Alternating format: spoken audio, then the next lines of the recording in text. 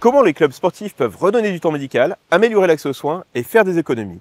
Mais avant de donner la réponse, voyons le problème. Ça, c'est la piscine 1. Pour s'inscrire en club, un simple questionnaire de santé suffit.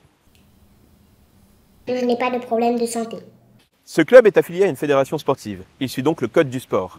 Chez les mineurs, depuis 2021, il n'y a plus besoin de certificat médical, en dehors de quelques rares sports à contrainte. Un simple questionnaire de santé suffit.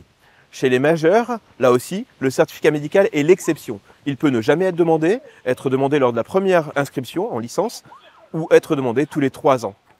Ça, c'est la piscine 2. Ici, pour s'inscrire en club, il faut un certificat médical annuel. Le certificat médical annuel. Ce club n'est pas affilié à la fédération. Les organisateurs ne suivent donc pas le code du sport, mais le règlement intérieur. Et la plupart du temps, pour les mineurs et les majeurs, ils demandent le certificat médical annuel. Ce règlement intérieur est souvent recopié à l'identique d'année en année, parce qu'on a toujours fait comme ça, quelle que soit la démographie médicale, et même si ces certificats médicaux ont une faible valeur médicale ajoutée. Bonjour, qu'est-ce qui t'amène? Bonjour, j'ai besoin d'un certificat, s'il vous plaît. Oui, pour dire quoi? Je n'ai pas de problème de santé. Très bien, je vais donc écrire sur un papier ce que tu me dis. Et c'est pour quel sport? La piscine. Est-ce que tu sais nager? Non, pas vraiment. Parfait, tu ne présentes donc aucune contre-indication à la natation. Par contre, je te conseille d'utiliser cette frite.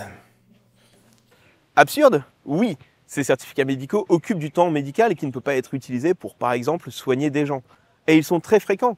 Pour vous donner une idée, si seulement 10 adhérents des 200 000 clubs non affiliés à une fédération dédient une consultation pour ce certificat médical, cela représente 2 millions de consultations, soit l'équivalent de l'activité de 400 médecins généralistes par an.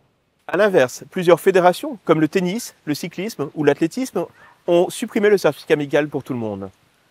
En avril 2024, la Fédération française d'athlétisme a mis en ligne le PPS, Parcours Prévention Santé.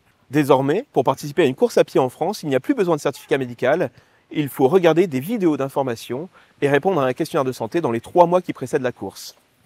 Ce nouveau parcours libère du temps médical tout en continuant à délivrer et répéter des messages de prévention aux sportifs.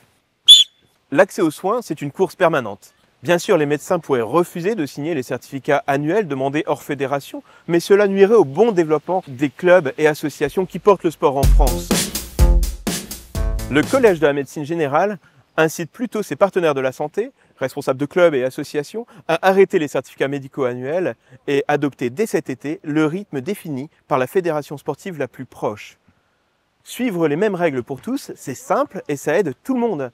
Clubs, sportifs, médecins et la santé publique. Alors, faisons-le!